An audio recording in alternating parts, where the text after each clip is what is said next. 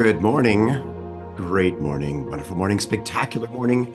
Outstanding. Yes.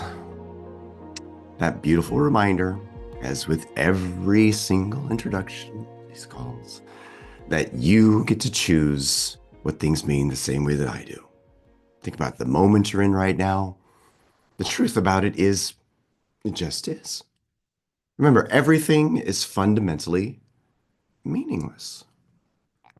And you, me, all of us, we've been given the gift to give meaning to that which is fundamentally meaningless. Now, why is that so important? Well, because the meanings we give things determines our reality. I love thinking about that. My reality has nothing to do with the facts. Your reality has nothing to do with the facts. It has nothing to do with what's said, what's done, any outcome, any result. It has to do with the meanings you give them. And again, the most beautiful part about it is you get to choose the meaning. That one practice alone will yield you an incredible amount of freedom. It'll lead you to no longer be a victim of circumstance. And isn't that interesting how that's most people, the way most people live? They're a victim of circumstance. They're sad because of this, sad because of that. They're happy because of this, they're happy because of that. No, no, no, no. It's not good. In terms of happiness, by the way, you should never make anything external to you to be the source of your happiness. You should be happy for no reason, just like a child. Because if you're happy for a reason, you're in danger. Why? Because that reason can be taken away from you. Now, anyways, let's think about this again for you. Because what we talk about here is right thinking, which leads me to that beautiful epiphany they had on New Year's Eve about how the only time that we really choose is when we choose thoughts that are in positivity, not negativity. Why? Because all negativity is subconscious. But anyways, with that being said, the whole point is that in you, you have this ability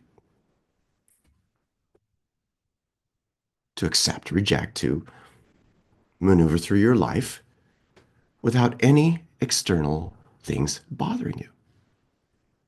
So with that, make sure you're using what we're sharing with you here. Remember, the knowledge in here is not power, it's potential power. The only way it becomes power is when you use it. So use this to help you to form the right kind of thinking habits. Okay, now also make sure that you have your goal card with you and that you're using this with you throughout that to become one with this idea. And also remember as well that we have a call happening tomorrow on January 11th at 1:11 p.m. PST, where we're going to dive into more of this. We're going to have some wonderful information for you. By the way, a lot of the information is the same, but it's going to feel different for you because how much you've changed. But anyways, with regards to that, make sure that you register for that. All right. So let's dive into this. Let's go into where we are. Here we go. Boom. There we go. Okay. So we are on page 79, section 19. A knowledge of our ability to consciously radiate health, strength, and harmony will bring us to a realization that there is nothing to fear because we are in touch with infinite strength. Now, what's he referring to here? He's referring to the conscious part of your mind, but more specifically, he's pointing out how we can accept and reject ideas. Remember, that's your greatest power.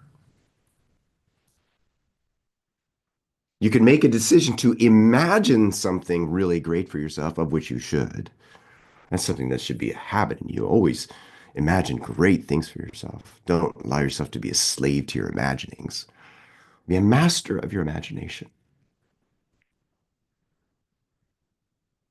And then give it attention. Focus on it until you focus from it. See, what is that? That's becoming one with the idea. And when you become one with an idea, you radiate whatever that is. You could do that with health, strength, wealth, happiness. And as long as you're in harmony with it, you'll begin to see the realization that there is nothing to fear,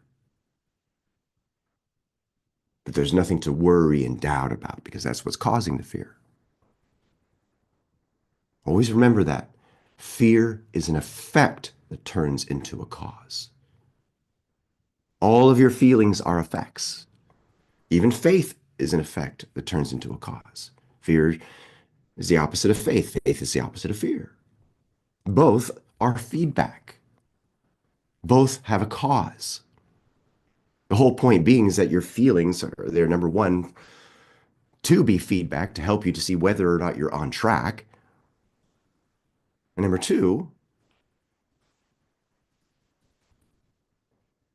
they can be shaped, they can be formed. Now, again, really grab onto this. There's really nothing to worry and doubt about or have fear over because you do have access to this infinite strength, which is to be able to think. You can think what you please.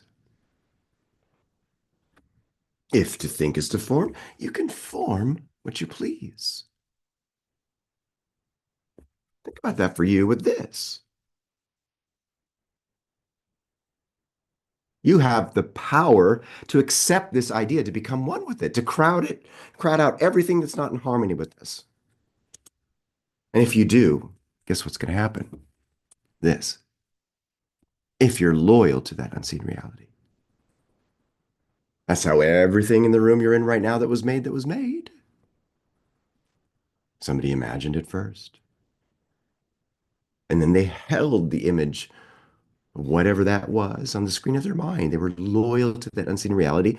And through that loyalty, they discovered the how. They didn't worry. They didn't doubt. They trusted. They believed,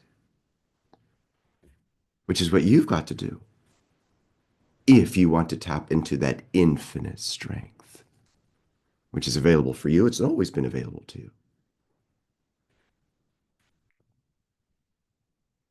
This knowledge can be gained only by making practical application of this information. Hello, what is it that I say at the end of every single call? What's the magic golden rule? Application, baby.